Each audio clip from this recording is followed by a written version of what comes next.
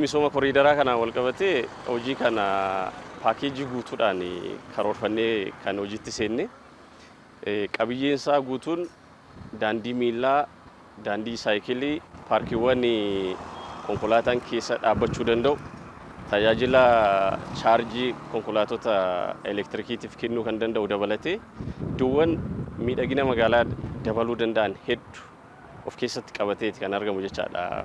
Misoomni koriidaraa kutaa magaalaa keenya keessatti hojjetamaa jiru. Akka waliigalaatti adeemsa magaalomsuu akka biyyaattis ta'e akka naannoo keenyatti qabamee jiru galmaan ga'uudhaaf hojii kana calqabnee jirra jechaadha. Adeemsa magaalomsuu keessatti magaalli Shaggar magaalaa Smaart taati. Akka biyyaatti magaalaa meetiroo ta'uu ishiirraa kan ka'e magaalaa sadarkaa Finfinneetii gadi hin taanetiin kan laallu.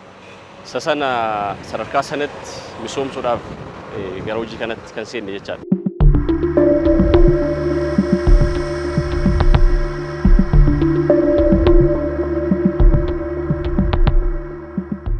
Wanti kun tajaajila gurguddaa uummata fayyadamaa taasisu kan uummanni keessatti boqochuu danda'u, carraa hojii irraa argachuu danda'u, akkasuma miidhagina magaalaa akka waliigalaatti dabaluu kan danda'u. Jiraattota ishiitiif immoo magaalaa sadarkaa olaanaatti mijattuu taati.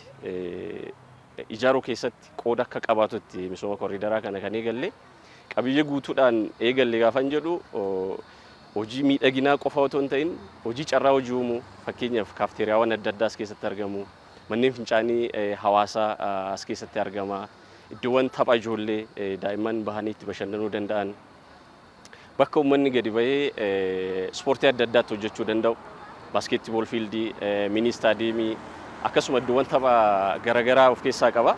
Walumaa galatti qabiyyee guutuu tajaajila kan dargaggootaa, kan dubartootaa, pilaas hawaasa bal'aa kan tajaajiluu danda'u of keessatti qabateeti kan jiru jechaadha.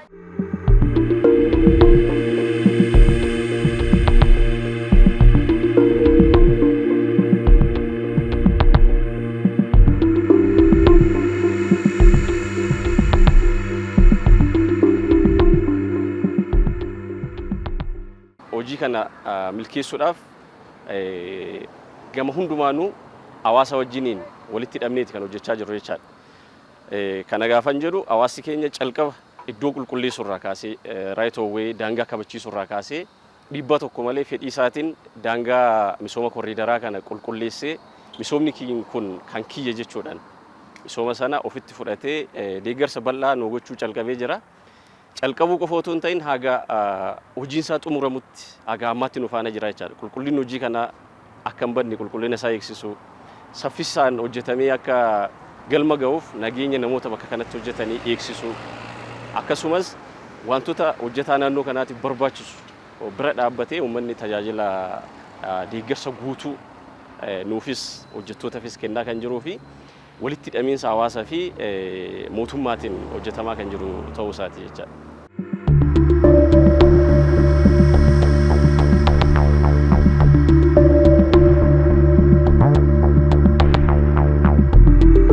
Almost paakeejii keessatti qabate keessaa kanneen xumuraman jiru, kanneen gara xumuraatti dhiyaatan jiru.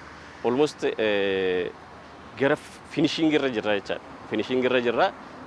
Parsantiidhaan ibsuu yoo barbaachise parsantii 90 ol xumuramee kan jiruu fi yeroo ji'a tokko hin caalle keessatti hojicha guutumaa guutuutti hojii misooma koriidaraatiin wal qabatu guutummaatti xumurree kan keessaa baanu ta'uu isaati jechaadha. Hojiin kun daangaa misooma koriidaraa walumaa gala kiiloomeetira 8 kan ta'u bakka lamatti qoodameeti kan kenname kontiraaktaroota fi daangaan tokko kiiloomeetira 2.3 daangaan lammaffaan immoo kiiloomeetira 4 tuqaa 3.2 fi 4.8 walumatti kiiloomeetira 8 kan ta'udha jechaadha hojjetamaa jiru.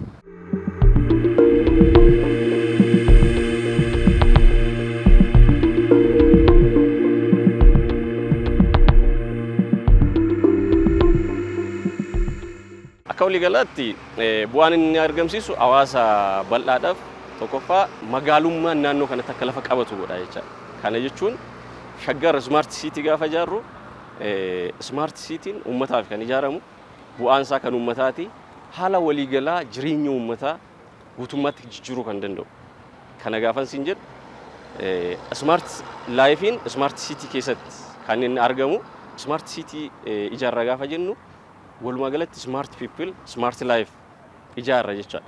Kanaaf diimii akka walii galatti fayyadamummaan uummanni smart city irraa argamu tokkoffaa haala waliigalaa magaalummaa biyya keenyatti barame irraan addatti magaalummaan bifa haarawaadhaan biyya keenya keessatti akka uumamu uummanni sadarkaa sanatti akka jireenyi isaa fooyya'u jireenya gaarii akka jiraatu isa dabalataan immoo carraawwan hojii yeroo ammaa kana hojii keessatti kuma kudhanii waliin uumamaa jiruun alatti carraan hojii edda xumuramee boodas kan uumamu ta'a jechaadha. Fakkeenyaaf kunuunsa giriinarii kana irratti namni gurmaa'ee ni hojjeta.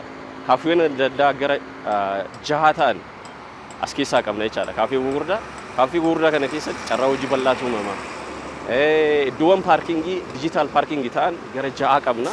Iddoowwan paarkingii kana hunda irratti carraa hojiitu uumama jechaadha. Waldaaleen hojii dhabdoonni magaalaa keenya keessa jiran irratti gurmaa'anii carraa hojii kana irratti argatan manneen fincaanii uummataa irratti carraa hojii uumuu ni danda'ama.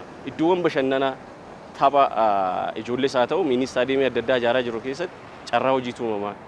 Sana alatti faawunteeniiwwan miidhaginaa atiraaktiif ta'an gara 6 anas keessatti ijaaraa jirru. Faawunteeniiwwan kana keessatti bashannana bira darbee namni carraa hojiillee keessatti kan argatuu fi more of jireenya hawaasaa jijjiiruu fooyyessuu bira darbee carraa hojiillee bal'inaan kan uumu ta'uu isaati jechuudha. Swimming pool illee bakka bishaan daakillee hin qaba jechaadha. Sanaan ala pilaazaa of keessaa qaba. Isaan kun hundumtuu bakka haara galfiiti. Bakka namni taa'ee bashannanuu danda'u, bakka namni itti haara galfachuu danda'u, bakka namni yeroo boqonnaa isaatti dabarsuu danda'u. Sanaan ala immoo anfiiwwan adda addaa jira. Anfiiwwan kun bakka itti namni walgahii illee itti mari'achuu danda'u. Steejiin adda addaa irratti uumamuu danda'u. Sanaan alatti immoo caalatti boqonnaa sammuutti argachuu kan danda'u bakka hedduu qabna jechaadha misooma kana keessa. Miidhagina bira darbee tokkoffaa galii maddisiisa. Misoomni koriidarii kun galii maddisiisa. Galii bifa lamaan ilaaluu dandeenya. Tokkoffaa uummanni naannoo kana jiraatu ijaarsi naannoo kanatti inni ijaaru misooma kana fakkaata jechaadha. Misooma kana fakkaata ijaarsa kanarraa bu'aan hin argatu. Manneen naannoo kanatti ijaaraman sheediiwwan istaandardii isaa eegan as keessatti ijaaramuudhaaf karoorri qabamee jiru dabalatee bakka itti galiin jenereet ta'uu danda'u. Namni gamoo tokko ijaaree bu'a qabeessummaan yeroo misoomni kun jiruu fi yeroo hin jirre garaagarummaa guddaa qaba jechaadha. So misooma kanarraa carraa galii bal'aa maddisiisuu, carraa dinagdee guddaa uumuu kan hawaasaa ni jiraata. Dabalataanis immoo iddoowwan bashannanaa ijaarru kana keessatti galiin ni maddaa jechaadha. As keessa kaafiiwwan adda addaa ijaaraa jirra. Faawunteeniiwwan adda addaa ijaaraa jirra. Sanaan alatti immoo pilaazaa ijaaraa jirra. Pilaazaa wantoota kana keessaa galiitu madda. Sirna bittaa gurgurtaa keessatti raawwatama. Sana keessaa galii guddaa arganna. Walumaa galatti dinagdee kutaa magaalaa keenyaa sadarkaa olaanaadhaan ol guddisuu kan danda'u ta'us.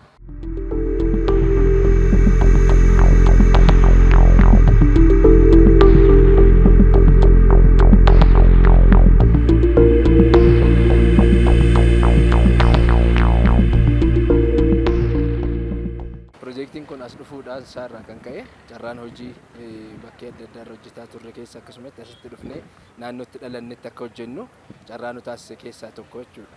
Kanatti carraan hojiin kun as dhufuunsaa maatii keenya hojii walitti nu dhiyeessuudhaan akkasumas immoo tajaajila addaa uummata keenya waan tajaajilu yeroo adda addaa bakkee adda addaa deemaa hojjenne san amma immoo maatii keenya biratti siqnee hojjechuudhaan faayidaa guddaa arganna. Lammaffaa naannoo kanarratti waan akkanaa hojjetamee arguun keenya iyyuu faayidaa guddaadha.